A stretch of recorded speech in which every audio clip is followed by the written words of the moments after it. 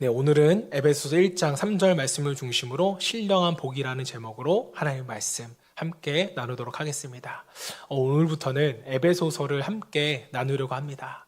이 에베소서는 이 교회론에 대해서 하나님의 공동체가 어떠한 공동체인지에 대해서 아주 자세하게 말씀하고 있는 성경인데요. 함께 나눌 때에 은혜가 있기를 주님으로 소망합니다. 자, 종편 방송 중에 꾸준한 인기를 끌고 있는 프로그램 하나가 있습니다. 바로 나는 자연인이다 라는 프로그램인데요. 꽤나 유명한 프로기 때문에 여러분들도 한 번쯤 다들 보셨을 것입니다. 자, 그런데 이 프로그램을 보시면 별 내용이 없어요. 매해마다 자연 어딘가에 움막 하나를 비슷하게 짓고 산에서 캐먹으면서 또 때로는 물고기도 잡아먹으면서 자급자족하는 이 자연인의 모습을 담는 프로그램인데 사람들이 이것을 보면서 굉장한 힐링을 느낀다는 거예요. 시청률을 찾아보니까 3%가 넘는 높은 시청률을 자랑하는 프로그램이었습니다. 자, 그런데 이 프로그램을 제작하는 제작진에게는요, 초기에 한 가지 고민이 있었다고 합니다. 그게 뭐냐면 자연인을 소개하는 것이 이 프로그램의 전부인데 뭐가 어렸던 거예요? 자연인을 찾던 것이 굉장히 어려웠던 것입니다. 자, 그래서 한 주 한 주 수소문을 하고 직접 산을 돌아다니면서 섭외를 했는데 이제는 벌써 이 프로그램이 13년 차가 되면서 자연인을 섭외하기가 너무나도 쉬워졌다라는 것입니다.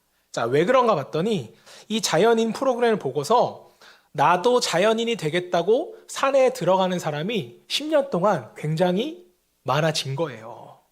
그래서 섭외가 너무 쉬워졌다고 합니다. 심지어는 내가 출연하고 싶습니다 라고 연락이 오는 사람이 있더라는 것이죠. 자, 여러분, 그런데 제가 여러분께 무엇을 지금 말씀드리고 싶은 거냐면 이렇게 자연인들이 많아지는 현상이 사회학적으로 봤을 때 또 심리학적인 관점에서 보았을 때 좋은 현상이 아니라는 것입니다. 그분들도 여러분 뭐가 있어요? 다 가족이 있을 것이고 사회적인 관계가 분명히 있었을 것인데 그 모든 것을 포기하고 산으로 들어갔다는 것입니다.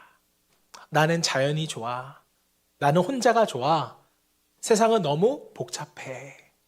실제로 사업에 실패하거나 관계적에서 실패한 사람들이 자연으로 들어가더라는 것입니다.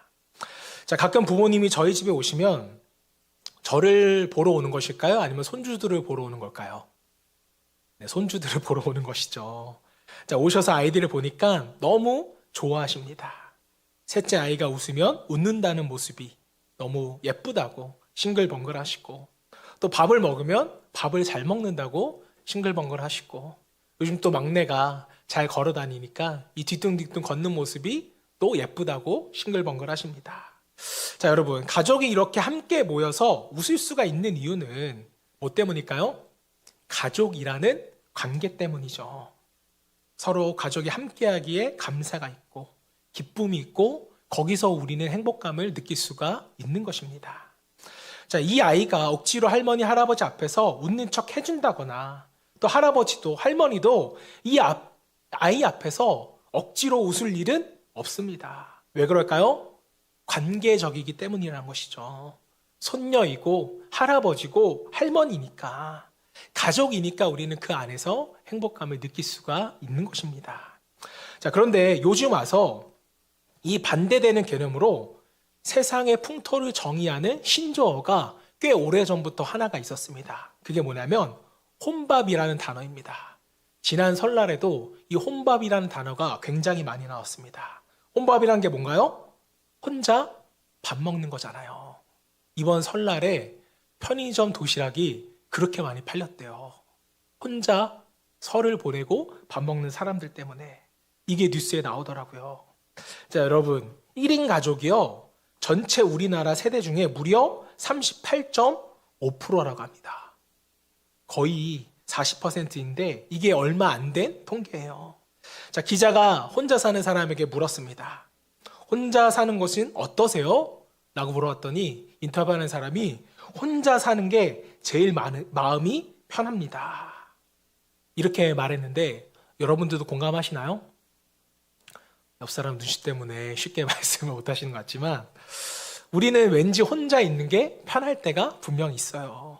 또 기자가 왜 혼자 사십니까? 다른 사람을 물어봤더니 남 눈치 안 보고 또 맞춰줄 필요도 없고 의무도 없고 권리만 있는 솔로 생활이 너무 편리합니다.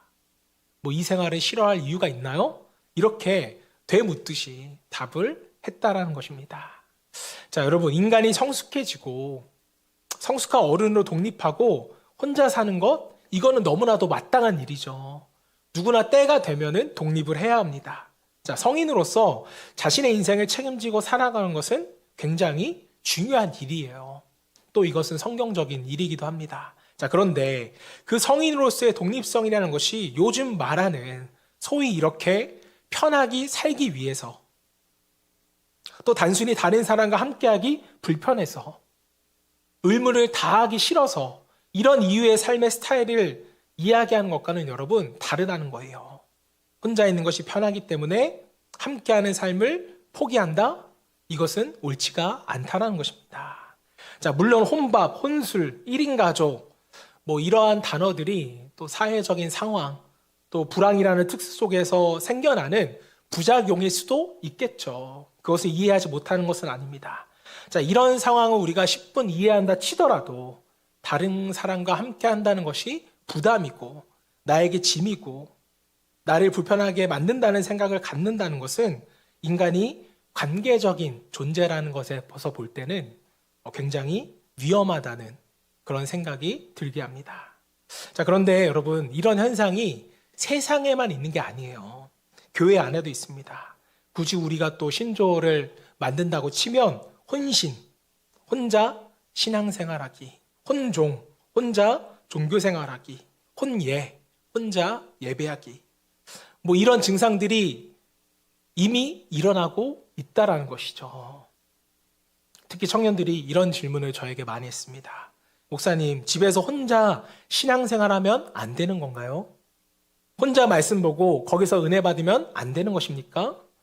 요즘 뭐 미디어가 워낙 잘 되어 있으니까 혼자 TV 켜놓고 혹은 유튜브 틀어놓고 예배하는 것은 안 되는 것입니까? 이런 이야기를 이미 코로나 전에도 저에게 많이 했었습니다.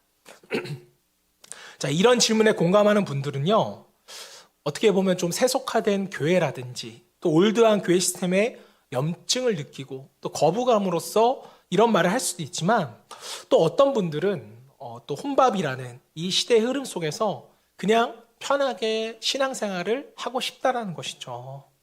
교회 와서 사람한테 치이기도 싫고 또 봉사라는 짐을 짓기도 싫고 그냥 나는 혼자 하고 싶다. 이런 마음들이 요즘 신앙인들에게 굉장히 많아지고 있습니다. 자, 이것을 조금 더 확대 해석하다 보면 난 예배는 드리겠지만 예배 드리고 난 뒤에는 더 이상 나는 귀찮게 하지 마라. 라는 식의 신앙생활을 하는 분들이 이런 생각을 할 수가 있습니다. 자, 그런데 정답부터 말씀을 드리자면 이런 혼신, 혼자 신앙생활 하는 일은 여러분 불가능합니다. 하나님은 이런 신앙생활을 우리에게 허락하시지 않았다는 것입니다. 자, 극단적으로 설명하자면 결혼을 하고 싶은데 결혼을 했는데 배우자 없이 결혼을 하는 거예요. 상대가 없이 결혼이 가능합니까? 불가능하죠. 특히 개신교회는요, 각자 흩어진 교회이고 거룩한 성전이라는 교리가 있기 때문에 교회 안 와도 되고 혼자 신앙생활해도 된다고 오해하는 분들이 종종 있다는 것입니다. 그런데 내가 성전으로서 흩어지는 교회가 되려면 사도 바울의 선교의 원리처럼 나가서 원심력을 발휘하기 위해서는 반드시 원심력을 지지하는 구심력이 우리 가운데 있어야 하는 것입니다. 자, 그게 바로 교회 공동체라는 것이죠. 그게 예배고 함께하는 신앙생활 속에서 우리는 성숙해져 가는 것입니다. 그래야 우리가 원심력으로서 선교를 하고 전도하고 하나님 나라를 확장해지는 것도 가능하다는 것입니다. 자, 여러분, 신앙생활은 절대로 혼자서 할 수 없어요. 게다가 중요한 것은 하나님 자체가 관계적이라는 것을 우리가 기억할 수 있어야 됩니다. 자, 이게 무슨 얘기인가 하면 우리가 하나님에 대해서 가장 잘 아는 성품 중에 하나가 뭐예요? 하나님은 사랑이시다. 이거잖아요. 사랑은 대상이 존재한다는 그런 의미입니다. 나르시심적으로 나를 사랑한다? 나 혼자 사랑한다? 성경은 이것을 결코 사랑이라고 말씀하지 않습니다. 나를 사랑하는 것, 나만 사랑하는 건 이건 뭐예요? 오히려 죄라는 것이죠. 또 하나님께서는 우리에게 뭘 명령하셨습니까? 하나님을 사랑한 것 같이 내 이웃을 내 몸과 같이 사랑해라. 이게 하나님의 여러분 가장 큰 계명이었잖아요. 하나님이 만약에 하나님만 사랑해라 라고 했다면 여러분 혼자 집에서 신앙생활 잘 하시면 됩니다. 하나님이신 말씀을 보면서 은혜 받고 하나님의 뜻대로 살면서 그냥 그 자리에서 끝내면 돼요. 자, 그런데 여러분, 내 이웃을 내 몸과 같이 사랑하기 위해서는 반드시 내 신앙이 누군가에게 영향을 주고 또 받는 이 상호작용이 있어야만 가능하더라는 것입니다. 즉, 신앙생활은 관계적이에요. 관계가 없으면 신앙생활을 할 수가 없습니다. 자, 그렇기 때문에 신앙생활이 성숙했다라는 것은 하나님과 사랑의 관계를 우리가 정말 얼마나 잘 맺고 있는가, 또 사람들과 얼마나 사랑의 관계를 잘 맺고 있는가, 이것을 가지고 우리가 신앙생활을 가늠해 볼 수 있다라는 것입니다. 지난주 수요일에도 우리가 말씀을 나눴지만 믿음의 사람은 믿음이 보인다고 했잖아요. 관계에서 우리의 신앙 또한 볼 수가 있는 것입니다. 자, 여러분, 왜 이렇게 제가 에베소서를 설명하면서 이 앞서 장황하게 관계에 대해서 설명을 했는가 하면요, 오늘 우리가 나눌 복, 신령한 복이 이 상당히 관계적인 개념이기 때문에 여러분께 장황하게 설명을 드렸습니다. 사실 오늘 말씀을 준비하면서 제가 고민이 많았습니다. 왜냐하면 이 신령한 복이라는 개념 때문에 그래요. 여러분들은 신령한 복하면 어떤 느낌이 드세요? 신령한 복, 눈에 안 보이잖아요. 신령하다, 영적이다라는 것은 우리 눈에 보이지가 않는 것입니다. 자, 그럼 일단 신령한 복하면 우리가 구미가 당겨요, 안 당겨요? 구미에 안 당깁니다. 매력적이지가 않아요. 손에 잡히거나 보이지가 않는 것이기 때문에 우리는 이것에 대해서 크게 반응하지가 않습니다. 자, 예를 들어 볼게요. 여러분들은 신령한 복을 원하세요? 로또 1등 당첨되는 걸 원하세요? 네, 답하지 않으셔도 됩니다. 자, 우리는 신령한 복보다는 세상의 물질적인 개념의 복, 돈, 성공, 승진, 이런 것들을 더 원하더라는 것이죠. 자, 그러다 보니까 이제 목회자로서 저는 숙제가 생기는 것입니다. 성도님들은 보이지 않는 복이라고 할 때 시큰둥할 것이고, 또 성경에서는 사도 바울이 찬송하리로다, 나는 신령한 복받은 존재다 라고 얘기하면서 이 신령한 복에 대해서 찬양을 하고 있는데, 어떻게 하면 이 신령한 복을 성도님들의 마음 가운데 또 피부에 와닿게 복을 설명할 수 있을까 라는 고민이 들면서 이게 굉장히 힘든 거예요. 자, 여러분, 성경에 나오는 분명한 복인데 왜 이렇게 힘들까요? 생각해 보면 우리에게 이미 복이라는 단어를 생각할 때 이 복을요, 소유의 개념으로 우리는 생각을 하고 있다는 것입니다. 눈에 보여지는 소유, 정확히 말하면 소유의 양으로 우리는 복을 평가하죠. 저 사람이 가진 것을 나는 가졌나 안 가졌나, 가졌다면 나는 얼마나 가지고 있는가, 나만 가지고 있나 아니면 함께 가지고 있나, 이런 내가 가진 소유를 가지고 있는 것을 복이라고 생각하는 관점들이 많이 있다는 것입니다. 자, 그래서 여러분, 유튜브 같은데 이제 행복론이나 이제 인문학 강의를 보시면 소유에 대한 이야기를 굉장히 많이 해요. 그런데 그 유튜브 내용을 다 보시면 결론은 다 똑같습니다. 소유의 복은 절대로 우리에게 행복을 줄 수 없다. 그래서 뭘 많이 강조해요? 무소유를 많이 강조했잖아요. 그런데 여러분들은 이게 와 닿으시냐고요. 무소유를 외치던 분도 알고 보니까 풀소유하고 있다는 게 걸려가지고 지금은 방송에 안 나오잖아요. 외모가 좀 예뻐도, 부자로 살아도, 세상에서 성공해도 그것 자체가 인간에게 큰 의미가 되거나 살아갈 이유가 되지 못한다는 이런 결론은 여러분들도 또 저도 수없이 많이 듣고 목회자들도 많이 말씀했습니다. 자, 하지만 그럼에도 불구하고 우리는 날마다 내가 가진 소유의 양을 가지고 행복을 가늠하려고 하는 그런 본능이 우리 가운데 있어요, 없어요? 있잖아요. 결론적으로 말씀을 드리면 여러분이 원하시는 소유의 복을 신령한 복으로 설명할 수 있는 방법을 제가 찾지 못했다는 것입니다. 그리고 사실 찾고 싶지도 않아요. 찾으려고 해도 없을 것입니다. 성경은 소유하는 것을 행복으로 정의하지 않습니다. 이것을 행복이라고 말하지 않아요. 그래서 저는 여러분들이 신령한 복을 소유의 복으로 바꾸고 싶어서 신앙생활을 하는, 또 성경을 보고 기도하는 일이 없으셨으면 좋겠습니다. 우리가 정말 신앙생활을 한다는 것은 세상의 복이 아닌 진짜 성경에 나와 있는 것, 이것을 인정하는 것, 또 그것을 받아들이는 것이 신앙이고 그것이 진짜 믿음인 줄로 믿습니다. 사랑하는 여러분, 하나님은 늘 우리에게 좋은 것을 주세요. 이것을 믿으십니까? 이게 우리의 여러분 신앙의 전제가 되어야 합니다. 자, 그렇다면 좋으신 하나님께서 얼마나 좋길래, 우리에게 얼마나 유익하길래 에베소서 1장 3절에 소유의 복이 아니라 신령한 복을 주신다고 우리에게 말씀하셨을까요? 이렇게 생각해 보면 소유의 복보다 여러분들이 좀 신령한 복을 소유하고 싶은 그런 마음이 생기지 않으세요? 오늘 저와 여러분 모두가 에베소서 말씀을 통해서 신령한 복이 정말 무엇인지를 깨닫게 되고 그것을 누릴 수 있는 은혜가 있기를 먼저 주님으로 축복합니다. 자, 예수님이 2000년 전에 유대 땅에 오셔가지고 첫 번째로 선포하신 말씀이, 이 공식적으로 선포한 말씀이 팔복이었습니다. 마태복음 5장 3절에 이렇게 말씀을 하셨습니다. 우리 함께 읽어볼까요? 시작. 자, 심령이 가난한 자는 뭐가 있다고요? 복이 있대요. 행복하다라는 것입니다. 자, 당시 유대인들에게 있어서 하나님이 주신 복을 받은 사람은 누구인가? 4가지 조건이 있었습니다. 자, 첫 번째는요, 유대인 혈통이어야 돼요. 두 번째는 유대 혈통 중에서도 남자여야만 됐습니다. 우리 여성분들은 너무 기분 나빠하지 마세요. 그냥 유대인의 생각이었습니다. 자, 세 번째는 남자여서만 되는 것이 아니라 건강했어야 됐어요. 병이 없어야 복받은 사람입니다. 그리고 네 번째가 부자여야 돼요. 물질이 많은 사람이 복을 받은 사람입니다. 자, 하나님이 유대인에게 복을 주셨다는 것은 겉으로 봤을 때 유대인, 남자, 건강, 부자여야 되는 것이었습니다.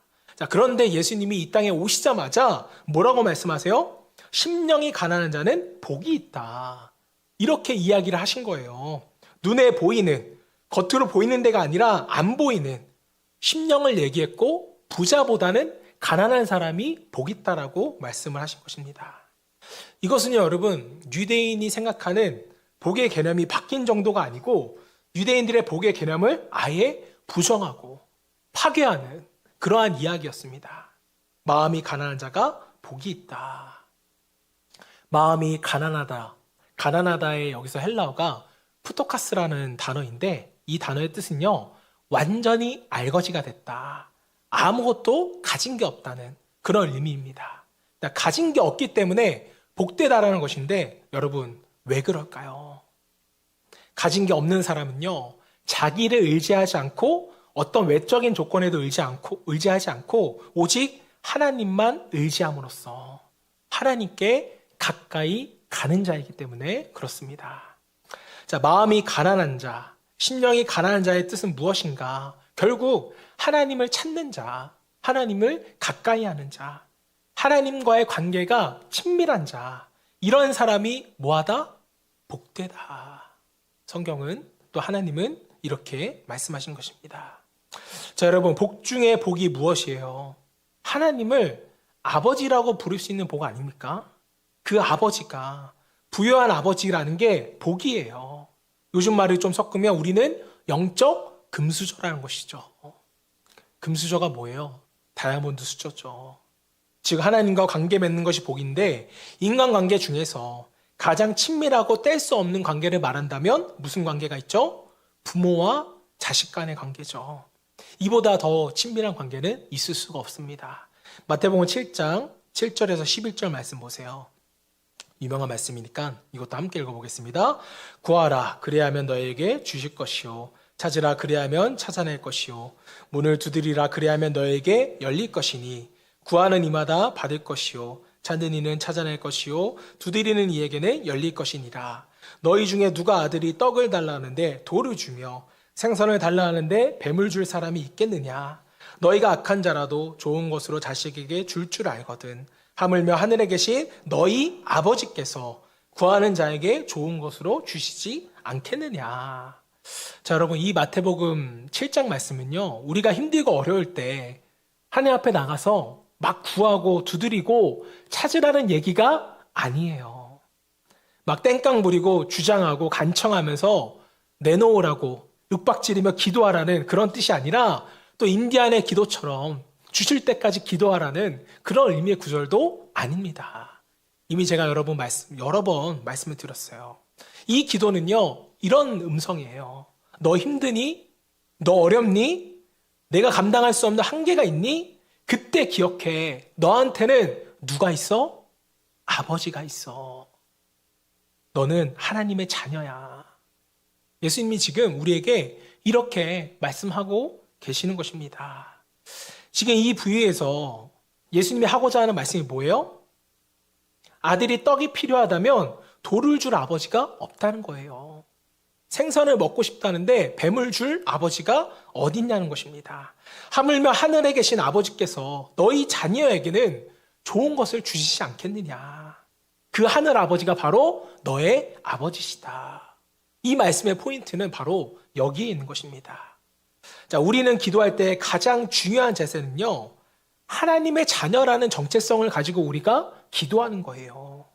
많은 사람들이 어려움이 오면 자기는 저주받았다고 생각을 합니다. 좀 힘든 일이 있으면 자기는 비참해졌다고 생각을 해요. 그래서 기도할 때 이렇게 기도하는 사람이 있습니다. 하나님, 왜 저한테는 복을 주시지 않고 이렇게 비참한 존재가 되게 하셨습니까? 왜 이렇게 저를 저주에 놓인 사람들처럼 힘들게 하시나요? 저에게도 복을 주세요.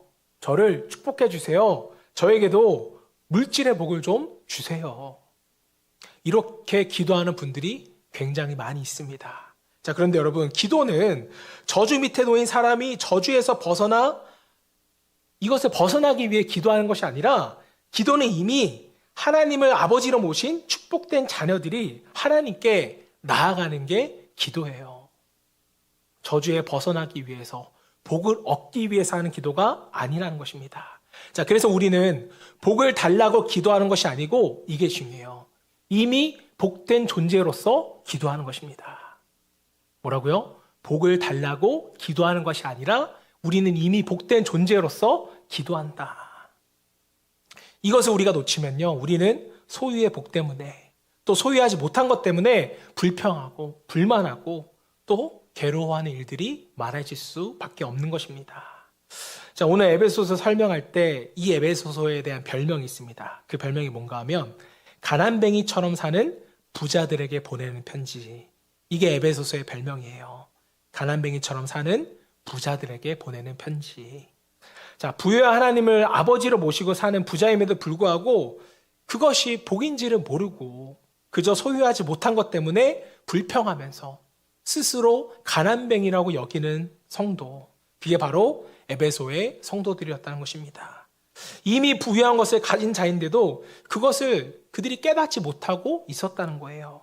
자, 사랑하는 성도 여러분, 그렇다면 지금 우리의 상태는 어떤 것인가요? 에베소 교인처럼 하나님의 아버지로 모시는 부유한 자이지만 그것을 깨닫지 못하고 아니면 가난뱅이로 살고 계십니까? 아니면 정말 부유한 하나님을 모시는 하나님의 자녀임을 깨닫고 부자로서 여러분들이 살아가고 계십니까? 자, 에베소서는요, 여러분에게 이 질문으로 시작하고 있는 거예요.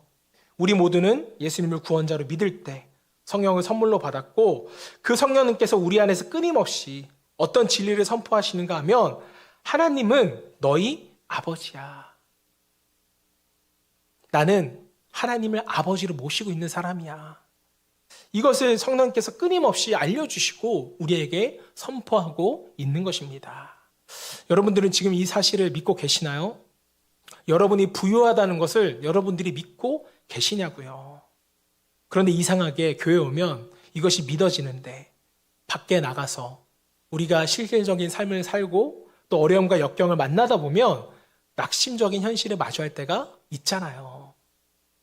저도 마찬가지입니다.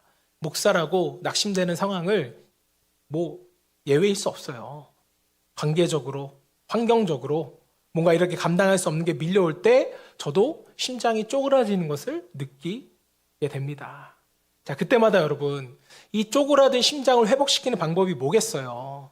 또 하나님 앞에 나아가는 것이죠. 진리 앞에 나아가고 또 기도 앞에, 말씀 앞에 계속적으로 나아가서 하나님을 붙잡는 것이 방법이지 다른 방법은 우리에게 없습니다. 자, 그래서 오늘 에베소서를 보는 우리 모두가 얼마나 복된 존재인지, 또 하나님의 자녀로서 하나님의 부유함을 그대로 유업으로 갖고 있는지, 이것을 우리가 좀 살펴보고 깨닫고 이 부유함이 우리의 삶 곳곳에서 나타날 수 있기를 주님의 이름으로 축원합니다. 자, 이 에베소라는 교회도, 에베소라는 지역 자체가 사실 신앙생활을 하기에는 적합한 지역이 아니었습니다. 요즘 우리가 사는 이 시대도 신앙생활을 하기에 적합한 곳이 아니라는 것을 우리가 많이 느끼잖아요. 일단 에베소는요, 항구 도시였습니다. 때문에 무역이 굉장히 활발했고, 그러다 보니까 물질주의가 굉장히 팽배한 곳이기도 했습니다. 또 영지주의라는 이단과 싸워야 했고, 특히 이 에베소 지역에는요, 아데미 여신이라는 이 여신을 섬기는 신전도 크게 있었기 때문에 우상숭배가 굉장히 만연한 곳이었습니다. 자, 우리는 우상숭배다라고 성경에 나와 있으면 그냥 우상을 섬겼나 보다 생각을 하지만, 이 초대교회 당시에 우상숭배라는 것은요, 성적인 타락을 동반하는 그러한 시점이었습니다. 우상숭배를 빌미로 성적인 타락을 했던 것이 그 당시 상황이라는 것이죠. 성적인 타락, 이단, 주술적인 신앙, 또 물질 만능주의, 기복적 신앙, 이 모든 것들이 에베소 교회에 판을 치고 있었던 것입니다. 자, 그럼 여러분, 이 에베소에서 복을 받았다, 복되다, 잘 살고 있다라는 것을 세상적인 기준으로 판단한다면 어떤 것일까요? 항구 도시에서 돈을 많이 벌어서, 신전에서 성적인 타락할 수 있는 기회를 많이 갖고, 주식사에게 돈을 많이 줘서 좋은 얘기 또한 많이 듣고, 일반 신앙이 아닌 체험적인 신앙을 할 수 있는 영지주의에 빠지고, 이런 것이 복된 인생이라고 당시에는 평가받을 수도 있었습니다. 자, 우리가 지금 들었을 때는 이상하지만 그때 에베소 지역의 분위기로는 이 모든 것을 하는 사람이 복받은 사람인 거예요. 한마디로 혼탁하고 미혹하고 진리를 알 수 없는 그 어려운 시대 가운데 놓여져 있었습니다. 자, 그런 상황 속에서 신앙생활을 하는 에베소 교인들에게 사도 바울은요, 오늘 본문 1절 3절로 메시지를 선포하는 거예요. 1절 3절, 1장 3절 우리 다시 한번 읽어보겠습니다. 시작. 찬송하리로다 하나님 곧 우리 주 하늘에 속한 모든 신령한 복을 우리에게 주시되. 사도 바울의 선포는 여러분 간단합니다. 나는 찬송한다. 나는 하나님을 높여드립니다. 왜요? 나는 복받은 존재이기 때문에. 하나님을 찬송하리로다. 나는 복받은 존재다. 바울은 이것을 찬양하는 것입니다. 자, 그런데 여러분, 바울이 지금 이 고백을 어디서 하고 있는 거예요? 어디서 에베소서를 썼죠? 로마 감옥에서 썼다는 것입니다. 이제 조금만 있으면 순교당할 판이에요. 사방이 막힌 감옥에서 죽음을 앞두고 있는데 지금 어떤 고백을 하는 거예요? 찬송합니다. 나는 복된 존재입니다. 이것을 고백한 것입니다. 그냥 해도 놀라운데 이 고백을 감옥에서 했다고요. 저는 이 말씀을 보면서 사도 바울이 어떻게 이런 고백을 할 수 있었을까? 사도 바울의 지금 육신의 장소는 분명히 감옥입니다. 차가운 바닥, 두 발은 묶여져 있고 굶주리고 때로는 맞고 심지어는 언제 죽을지 모르는 그런 상황인데도 사도 바울은요, 놓치지 않은 게 하나 있어요. 로마의 군인들이 그의 육신을 감옥에 가둘 수 있었을지 몰라도, 하지만 바울은요, 자기의 정체성을 죄수화하지 않고 나는 그리스도 안에 있다, 이렇게 스스로를 정의했다는 것입니다. 나는 감옥이 아니라 그리스도 안에 있기 때문에 나는 신령한 존재다. 신령한 복을 받았다. 자, 여러분, 바울과 우리의 차이는 과연 뭘까요? 우리도 인생의 감옥을 만들 때가 있습니다. 근데 우리는 보여지는 환경, 또 보여지는 상황으로 우리의 정체성을 너무 쉽게 인정해 버린다는 거예요. 나는 복받지 못했어. 나는 저주받았어. 왜 하나님은 나를 힘들게 하시지? 라고 불평을 하더라는 것이죠. 자, 근데 사도 바울은요, 이때 믿음의 눈을 뜨게 되는 것입니다. 영적인 눈을 뜨는 거예요. 나는 감옥 안에 있는 상황과 환경이 아니라 그리스도 안에 있는 존재다. 이 정체성을 사도 바울은 빼앗기지 않았다는 것입니다. 비록 나는 감옥에 있을지언정 그리스도 안에 있는 존재로서 내가 받은 복을 찬송하겠다. 그냥 복을 선포해 버리는 것입니다. 자, 사랑하는 여러분, 우리도 마찬가지입니다. 우리가 어떤 상황에 놓여 있든 간에 우리는 그리스도 안에 있는 하나님의 자녀라는 사실을 여러분이 놓치시면 안 돼요. 때문에 우리가 어떤 상황에 놓여 있든지 하나님을 마땅히 찬양해야 하고, 하나님의 자녀로서 우리는 그리스도 안에서 신령한 복을 받았다고 확신하며 그것을 찬송하며 또 감사의 기도를 할 수 있어야 되는 것입니다. 자, 마지막이에요. 자, 에베소서 1장 3절 말씀을 이제 좀 다른 관점으로 제가 좀 보도록 하겠습니다. 자, 좀 전에는 찬송과 복을 우리에게 주신 것에 강조점이 있었다면 이번에는 제가 한번 읽어보겠습니다. 1장 3절 말씀, 찬송하리로다 하나님 곧 우리 주 예수 그리스도의 아버지께서 그리스도 안에서 하늘에 속한 모든 신령한 복을 우리에게 주시되. 자, 이번에는 제가 강조할 것에 밑줄을 쳐봤습니다. 하나님, 예수님, 신령한. 자, 많은 신학자들이 신령한 복을 성령님께서 우리에게 주시는 복이라는 것에 대해서 이의를 달지 않습니다. 동의를 해요. 자, 그렇다면 지금 에베소서 1장 3절에서 말하시는 하나님, 그리스도, 신령한 성령은 뭐예요? 삼위일체 하나님을 나타내는 것이죠. 성부 하나님과 성자 되신 예수님, 그리고 성령님. 자, 제가 여기서 삼위일체를 세 분이신 하나님이 어떻게 한 분으로 존재하는가에 대한 이 설명은요, 제가 완벽하게 할 수가 없습니다. 불가능하죠. 왜 그러냐면 이 삼위일체는요, 인간의 이성에 벗어난 그러한 존재로서 존재하시는 분들이기 때문에 그렇습니다. 자, 예를 들면 개미는요, 어디를 기어다니는 존재예요? 땅을 기어다니는 존재잖아요. 근데 제가 그 개미를 집어서 하늘에 던졌습니다. 그럼 개미가 뭐 하는 거예요? 날아다니는 거잖아요. 이 개미가 다시 땅에 떨어져서 친구들에게 가서 말하는 거예요. 야, 나 하늘을 날아봤어. 그럼 다른 개미들이 하늘을 날아본 거에 대해서 이해를 할까요? 못할까요?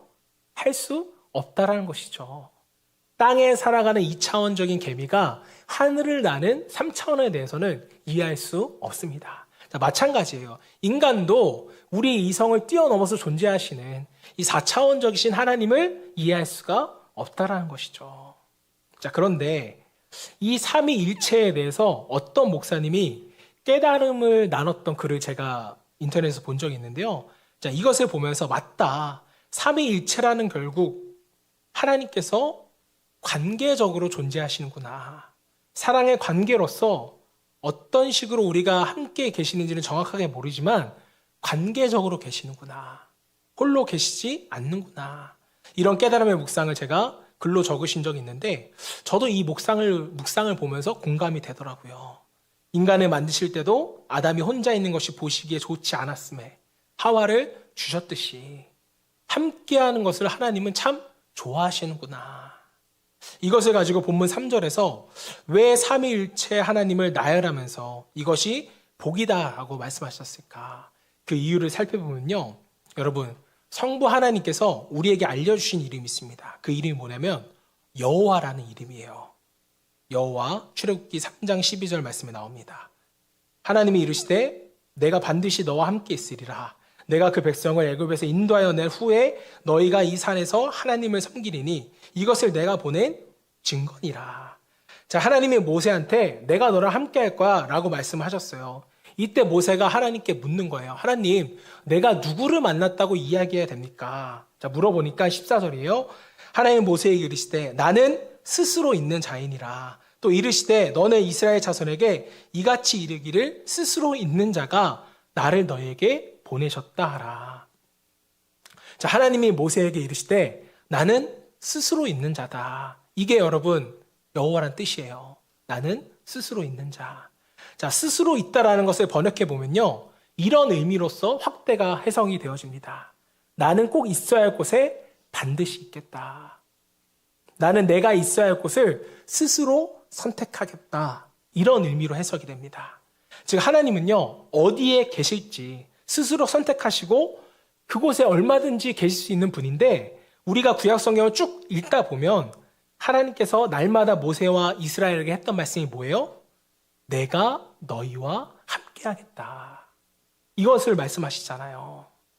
하나님께서 가장 좋아하는 장소, 하나님이 스스로 머물기를 원하셨던 곳이 우리가 어딘지를 항상 생각해 보면 이스라엘 백성들, 그들과 함께 하시기를 원하시는 하나님, 그게 바로 여호와 하나님이십니다. 이게 성부 하나님께서 우리에게 알려주신 이름이고요. 자, 두 번째는 성자 예수님께서도 우리에게 알려주신 이름이 있습니다. 그게 뭐죠? 임마누엘이죠. 마태복음 1장 23절, 예수님이 이 땅에 오셨을 때 이렇게 말씀하셨습니다. 보라, 처녀가 잉태하여 아들을 낳을 것이요 그의 이름은 임마누엘이라 하리라 하셨으니 이를 번역한즉 하나님이 우리와 함께 계시다 함이라. 임마누엘은 하나님이 우리 함께 계시다, 이런 뜻이고요. 자, 세 번째는 성령의 이름을 우리에게 알려주시는데 그 이름이 뭔가 하면 보혜사였습니다. 요한복음 14장 16절 말씀, 내가 아버지께 구하겠으니 그가 또 다른 보혜사를 너희에게 주사 영원토록 너희와 함께 있게 하리니.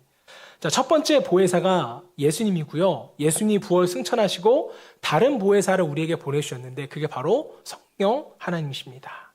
자, 16절을 보시면 성령을 너희에게 주사 뭐하게 하신다고요? 영원토록 너희와 함께 있게 하겠다. 자, 지금 성부, 성자, 성령의 이름을, 그 이름을 우리에게 설명하실 때마다 우리에게 어떤 메시지를 주고 있어요? 너희와 함께 할 거다.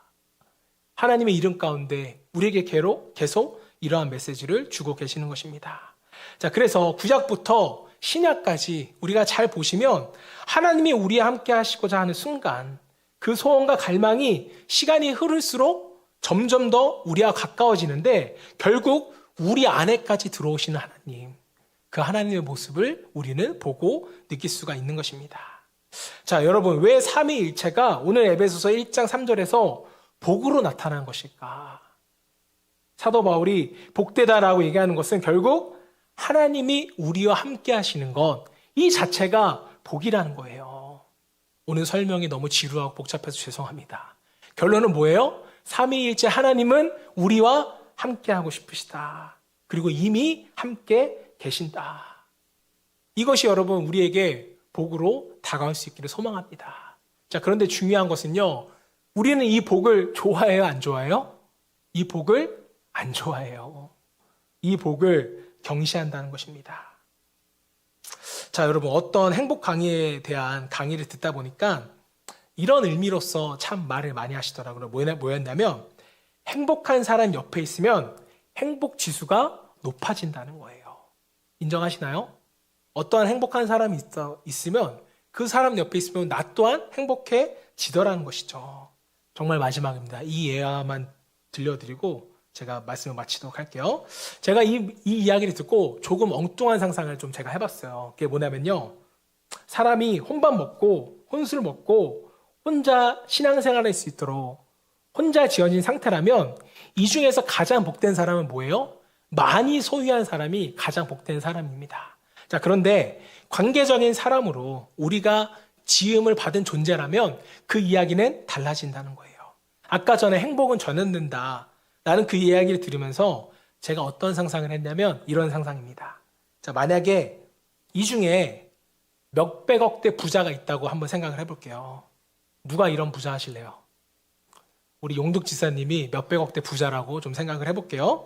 자, 근데 용득 지사님이 저를 얼마나 좋아하시냐면 저에게 목숨까지도 내어줄 정도로 저를 좋아하신대요. 그러신가요? 네, 그렇다고 치자고요. 그렇다고 치고, 자, 그러면요, 만약 지사님과 저랑 이런 관계라면 저는 일평생 고민하지 않고 살아갑니다. 왜 그럴까요?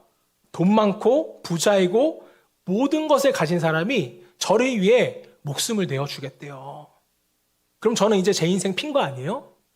제가 돈이 필요하고 또 어려움을 당할 때 누구한테 쫓아가면 돼요? 몇백억 대 부자인 용득 지사님한테 제가 쫓아가면 되잖아요. 저랑 친하고 저한테 목숨을 내어주신다는 분인데, 자, 그런데 여러분, 그런 분이 정말 계신다고요. 누구세요? 부유하신 나의 성부 하나님. 나를 구원하시기 위하여서 나 대신 십자가에 오르신 성자 예수님. 나와 끝까지 함께 하시기 위하여서, 도우시기 위하여서 내 안에 진리로 계신 성령 하나님. 이렇게까지 모든 것이 나를 위하여 오셨는데, 여러분, 우리가 진짜 행복하려면 하나님을 가까이 하셔야죠. 하나님이 내 안에 있다는 것을 여러분이 인정하시고, 없다면 모셔야 한다는 것입니다. 왜 여러분 세상에 있지도 않는 소망을, 왜 그곳에 여러분의 생각과 마음을 두며 살아가고 계십니까? 그럴 필요가 없다라는 거예요. 시편 73편 27절 28절 말씀 좀 마지막으로 읽겠습니다. 같이 읽게요. 시작. 무릇 주를 멀리하는 자는 망하리니 음녀같이 주를 떠난 자를 주께서 다 멸하셨나이다. 하나님께 가까이함이 내게 복이라. 내가 주 여호와를 나의 피난처로 삼아 주의 모든 행적을 전파리이다. 자, 보이시죠? 하나님께 가까이함이 뭐다? 내게 복이다. 당연하죠. 모든 복이 하나님께 있는데, 모든 복을 줄 수 있는 분이신데, 하나님을 가까이 하는 것은 우리에게 복입니다. 자, 사랑하는 여러분, 이것을 여러분들이 꼭 기억하시면 좋겠어요. 우리는 스스로 복을 만들어 가도록 창조된 것이 아니라 하나님을 의지함으로써 하나님이 가진 복을 누리게끔 창조되었다는 것입니다. 자, 하나님께서는 우리에게 말씀하세요. 이 복을 누리기 위하여 나를 가까이 하라. 주를 가까이 하는 것이 복이라. 저 여러분 모두가 하나님을 가까이 하셔서 신령한 복을 누릴 수 있는 저와 여러분 되시기를 주님의 이름으로 축원합니다.